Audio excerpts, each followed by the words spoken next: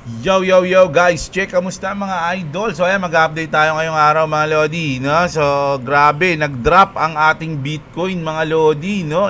Even though, panis English. Even though maganda ang news natin kinalabasan, pero nag-drop pa rin ang ating Bitcoin mga Lodi. Bumaba tayo ng 99, no? 99.3 ngayon. Ano ba to?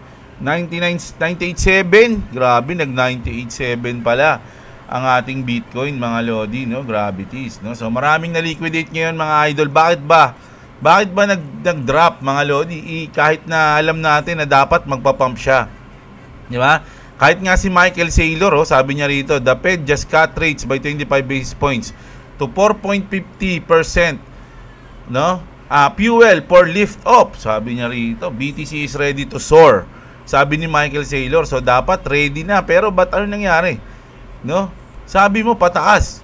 Bakit ganun, Kuya Jeblo? Ba't biglang nag-drop? Ano nangyari dyan? No? Sino ba mga na-liquidate? Sino nag-trade? No? Mga Lodi. So kagabi, nag-trade ako. Mga Lods. Pero natalo ako 20% tuloy. 20 USDT. Mga idol. Pero dahil sobrang madaling araw na antok na ako. Tapos alauna na, hindi pa nintay ko kasi si Boss Robo, hindi siya nag-live eh. Alauna na hindi pa siya nagla-live. So, tapos nainip na ako, nag-trade ako. Talo ko 20 USDT. Sabi ko, tulog na nga ako, naantok na ako. Sabi ko gano'n. So, natalo pa tayo. Nasama pa tayo sa na-liquidate kagabi ng $20. Mga idol, bad trip talaga. Mga lods, no? So, grabe. Gravities.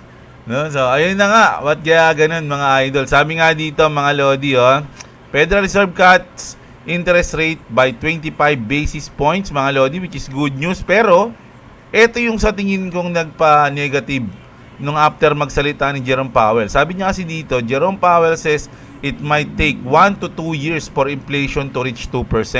So, yung sinabi ni Michael Saylor dito na 4.5%, kailangan pa nating umabot ng 2026 para maging 2% to.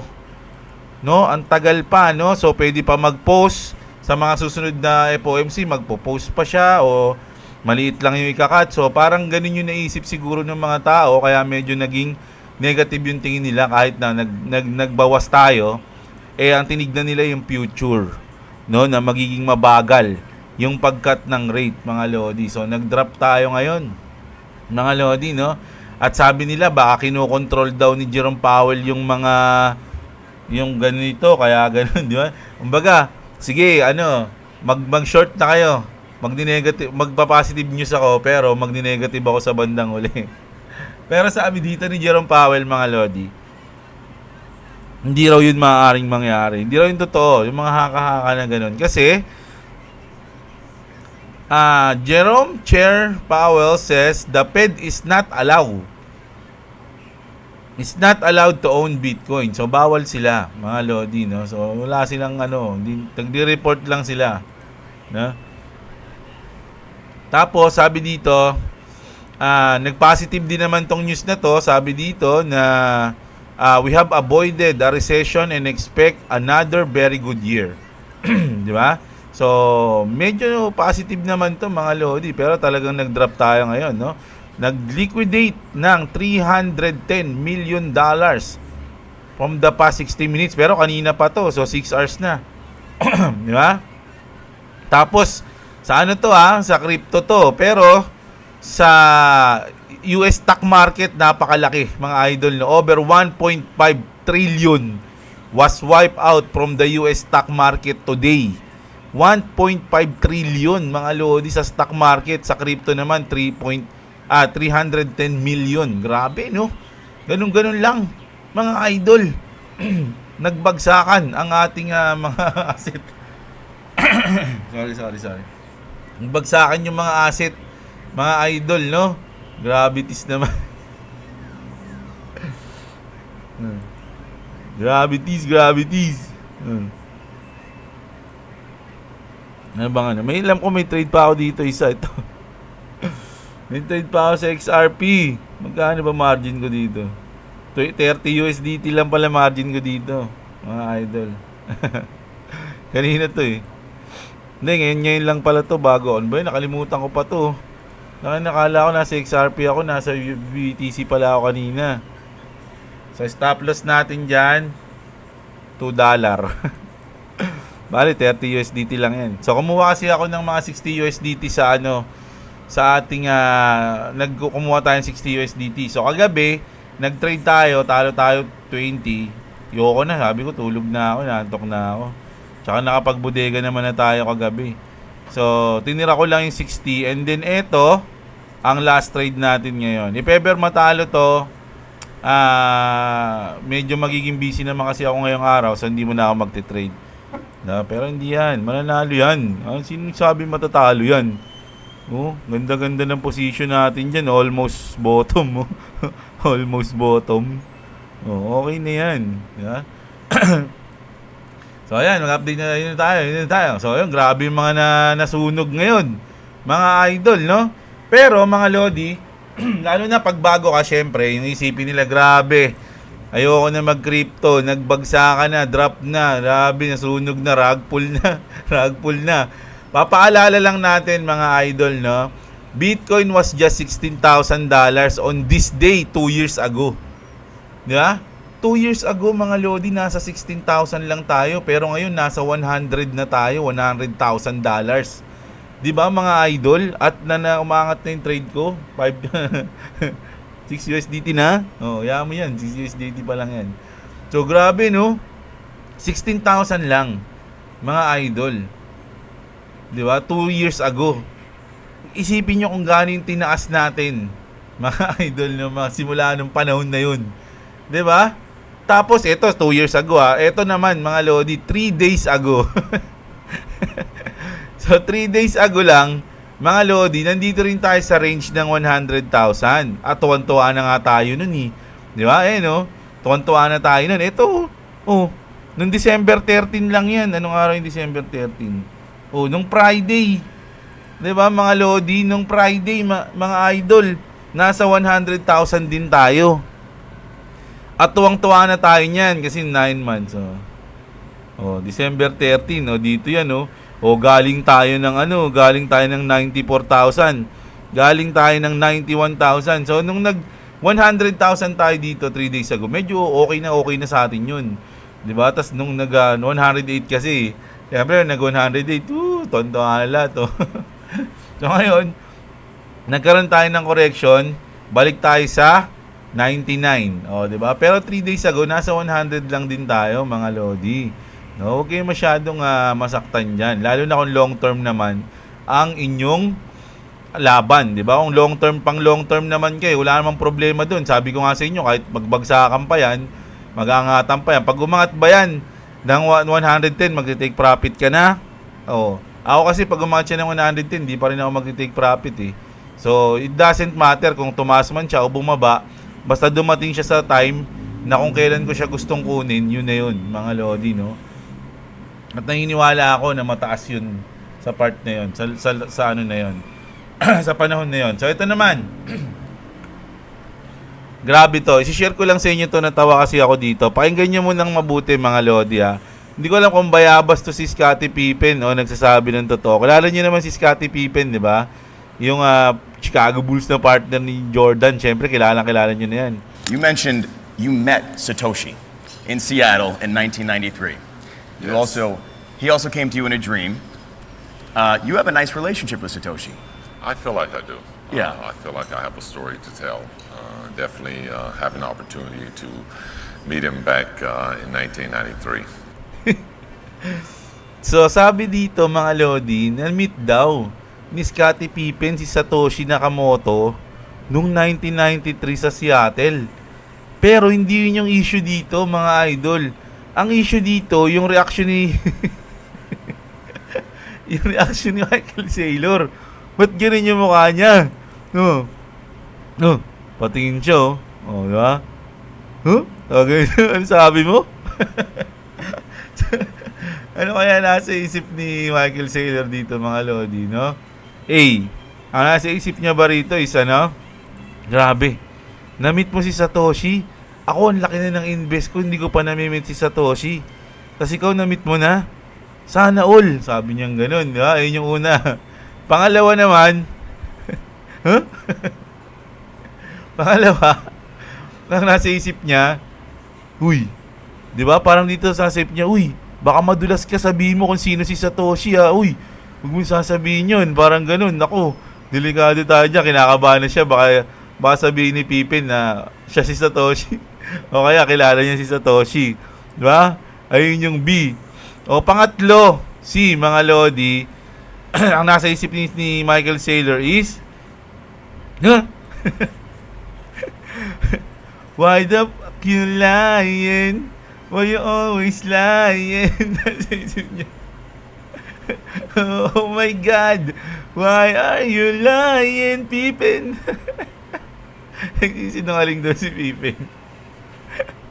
Parang dito sa itsura ni Michael Saylor dito, parang bad trip na siya kasi baka sabihin kung sino si Michael Saylor. Ayun, bayad tayo. Yari tayo dito. Tawa talaga ako sa mukha ni Michael Saylor dito. Ayun, pagtingin niya. Huh? Kilala mo yun? Why you always lying, Pippin? Napangiti. Yung ngiti niya iba eh, no? Oh? Parang may gigil eh. Ano mo ha? Loko mo ata kami ha. Sabi niya ganun. Why you always lying ha? Why you always lying? So, ayan. Tapos mga idol, ito naman. Outside Bitcoin naman tayo. Punta tayo sa XRP. So ito naman, sabi dito ni Anders, mga idol. Kasi nagkakaroon tayo ng ano ngayon eh, Battle of Community, mga Lodi, sa mga hindi nakakaalam, no? Pag may mga content creator na sinisiraan yung XRP, binuboost yung Bitcoin. May mga creator naman na XRP army na sinisiraan yung Bitcoin, binuboost yung XRP. So ito naman si Anders, sabi niya rito, to make this as simple as possible from the Trump administration's perspective, sabi niya dito, Bitcoin is not a US crypto. Sabi niya, mga idol, no? Ethereum is definitely not a US crypto. Ha? Sabi niya ganun. XRP is a US crypto. The largest one. Sabi niya ganun, mga Lodi, no? So, parang binuboost niya rito is XRP, no? Sabi niya rito, yes, I know crypto assets are decentralized. But the largest holder of XRP is a US company. XRP has designed by American software developers residing in the US. Ripple is also expanding US dollar usage around the world and has created a next generation cross-border payment system that has to follow US sanction and banking laws. Nothing would make more sense to me than Ripple and XRP being a US secret weapon that other countries would also get behind. Ayun yung sabi niya rito, mga idol, which is maraming papabor, lalo na kung XRP army ka, 'di ba? Pero yung mga maxi, yung mga Bitcoin maxi, ayaw nila dito. Sasabihin nila ganyan-ganyan lang yung XRP, ganyan-ganyan. Tapos yung XRP naman sabihin wala raw utility yung Bitcoin. Anong gagawin nila kapag nag-bear market na? Kung gagawin nilang reserve currency yung Bitcoin ngayong taon, paano kapag bear market na? Makikita nilang babagsak yung asset nila pagdating ng drop ng cycle ng crypto. 'Di ba? Ready ba sila doon? Ready ba silang makitang mag-drop yung mga asset nila pag binili nila ngayon yung Bitcoin? Hindi katulad daw ng XRP na may utility, laging ginagamit, cross-border payment. So, talagang merong utility na solid. Kasi sabi nga nila, yung Bitcoin daw is beta test lang para sa XRP, sabi nila. Ako mga idol, hindi ako XRP army ako siguro ngayon kasi meron akong XRP pero wala akong Bitcoin eh. Meron akong maraming XRP. Pero hindi ibig sabihin na ayoko sa Bitcoin. Gusto ko yung Bitcoin. Gusto ko magkaroon ng Bitcoin. Pangarap ko magkaroon ng Bitcoin, mga idol. At gustong-gusto ko yan. Sabi ko nga, yung kikitain ko ngayong bull market na to, talagang pagre-readyhan ko yung bear market at Bitcoin na yung bibiling ko, hindi na mga altcoins. Ang pinaka-main sa portfolio ko is 50% Bitcoin. Once na mangyari yun, tapos sunod na yung mga altcoins, XRP, Doge, lahat na yan, sunod na. Pa-priority ko next cycle is yung Bitcoin, no? Pero dahil nag-aaway sila, nagkakaroon sila ng mga ganyan-ganyan, hindi na tayo makikialam dyan, mga idol. Although, pabor ako dito, kasi syempre, may XRP ako ngayon. Baka sabihin nyo, hindi, uy, sorry. 20 USDT. Oh, 20 USDT tayo. Profit ko na to, mga idol, kunin ko na to. Ay, hindi. Angat ko lang yung ating, stop loss. Lock profit lang tayo ng 4 USD. Pwede na yan, 4 USD. Lock profit natin. Hindi. Ikakalahati natin. Mga lods, no? So, ang kalahati niya is this one. Biglan ko lang kayo ng technique na ginagawa ko, So, usually kasi, kapag kaganyan, kunyari, dito na yung pinakadulo niya ngayon, ang gagawin niya, bababae dito yan sa kalahati, susunditin niya yung kalahati bago siya umangat ulit.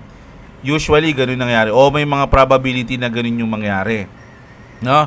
Kaya kung gusto mo pang makasabay dyan, na nandito yung position mo, pwede ka mag-lock profit siguro, pero ilalampas mo sa kalahati, mga lodi, mga ganyan. Mga dito lang. O, yan. So, kapag bumaba dyan, profit ka na ng $4. Okay na yun. Meron ka ng P, no? Nag-gas P ka na. So, yung margin ko na 330 USDT, hindi na siya mababawasan. Madadagdagan pa siya ng siguro mga 2 USDT, 3 USDT. Kumbaga, hindi na ako talo. Ang masasayang lang yung profit natin na $20 sana. O madodoble na sana natin to, magiging 50 na. Pero, ang mawawala naman sa atin kapag kinuha ko to dito is yung chance na masama ka sa pagtaas. So, pipili ka lang. No? It's either magpe-play safe ka o pagpe-play safe ka, kasi parang play safe na yan kapag meron ka ng stop loss dito na gas fee, Parang play safe na yan, So, safe ka na dyan. Kasi once natamaan yan, pwede ka na mag-abang ulit ng position mo sa long kung talagang naniniwala ka na pataas yan. 'Di ba? Ganun lang yun. Pero kung naniniwala ka na pababa yan, ba't ka naglong, di ba? Hindi, kung naniniwala ka na pababa yan, hintayin mo pa. Tsumempo ka pa ulit kung gusto mo na Pero kasi etong $2 na to, mga idol, sa tingin ko lang naman, malay nyo naman, recovery na to, no? Kaya nga magpe-play safe tayo, So ayan, umaangat siya, profit tayo $23. Kung gusto natin mag-trail profit, pwede ko nang iangat yan dito. Kaya lang, syempre, baka nga balikan siya. So ang iniwasan natin dyan, yung sundutin ka lang pababa. Yung kunyari, nag-lock profit ka dito sa part na yan, no? Nag-lock profit ka dyan.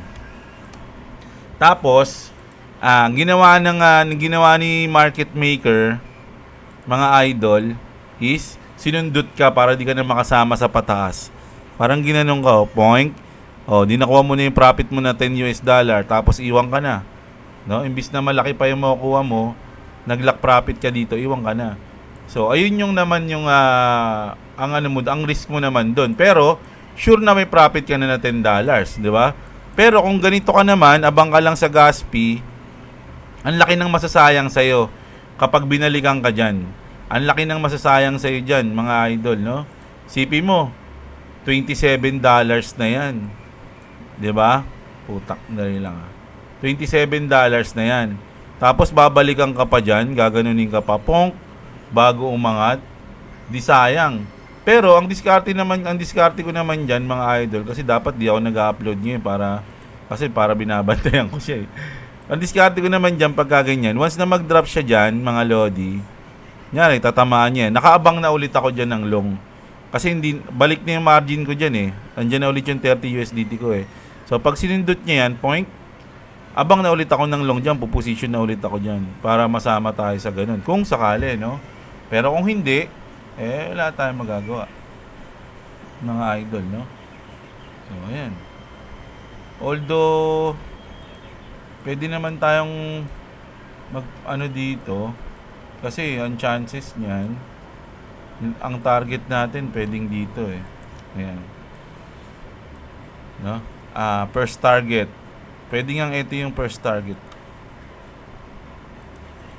First target natin. Once na umangat na yan dyan, siguro mga nasa $30 na yun. Baka lang hindi, mga lampas $30. $30. Pak. Ano sa tingin nyo, mga Lodi? Ganun lang. Pero kasi ako, ang hilig ko na play safe lang. Ayan, safe na ako dyan. Meron na tayong pang gas fee. No? Sayang kasi kung take profit ko to, mag-aabang na naman ako ng magandang position. Pwede naman yun, kasi panalo ka na. Kaya lang, sayang yung position na to Malay mo, maganda na tong position na to. At least may safety na tayo na $2 dyan. Ayan. So, ganun lang yan, mga Lodi. Tuloy na natin yung update natin. Nasaan na tayo? Yan. So, ayun na nga, mga idol, no? Kung magkakaroon man ng awayan, mga community, hindi na ako makikialam dyan, mga idol. Kasi bandang huli, bibiling ko rin parehas yan, mga Lods, no? Basta kung saan tayo magpa-profit, dun tayo. Hindi tayo pwede maging emosyonal, mga Lods, lalo na sa trading, no? Bawal maging emosyonal sa trading. So, kailangan medyo ginagamit natin ang ating strategy o yung ating risk management. Ayun yung mga risk management na ginagawa ko. Di ba? Para hindi tayo matalo. Although kagabi kasi talagang puyat na kasi ako kagabi kaya wala na ako sa matinong pag-iisip Pero ngayon, ayan, medyo may technique tayong ginagamit dyan. So, ayun lang yung natin ngayon, mga Lord. Mga idol, araw kasi ng Christmas party ngayon. So, maya-maya magsusundo na ako and then mga ilang oras ulit magsusundo na ulit ako. So, inuna ko lang yung ating update ngayon kasi magtatanong ba't bumagsak. So, sa tingin ko, the reason why is hindi ko masabing ito yung naging negative si Jerome Powell. Pero sa tingin ko may mga nag-take profit dyan. No, sinamantala nila yung ng tao na maraming maglulong once na maging good news yung labas ng FOMC, maraming maglulong. So talagang kinuha sila, mga idol, no? Kinuha muna sila, mga Lodi. Ganun lang 'yun. Pero kung naka-long term kang hold, walang problema sa iyo 'yan. Magtaas baba man 'yan. Walang problema. Sabi ko nga kahit na mag $120 yung $120,000 yung Bitcoin niya, hindi ko naman iti-take profit yung mga nasan dito sa akin Kahit umabot ng $4 tong aking XRP, hindi ko naman siya kukunin Kahit bumaba siya ng $1, hindi ko rin naman siya kukunin kasi may target date tayo. No, ganun lang. Itong trade lang tayo naglalaro, mga idol, no, which is hindi naman ganun siya ka-priority. Priority natin yung bodega natin, mas importante, no? So ayun, maraming salamat sa mga nanood, mga idol. Bawi ako bukas, basa tayo comment bukas, mga Lodi. Kita-kits tayo, mga idol. Maraming salamat sa inyo. Huwag niyo kalimutang i-like yung ating video, mga idol, malaking tulong yan. At subscribe na sa mga gusto ng ganitong content. Magandang araw sa inyo, mga kapatid. At What's up? Subscribe the channel and watch Low Budget.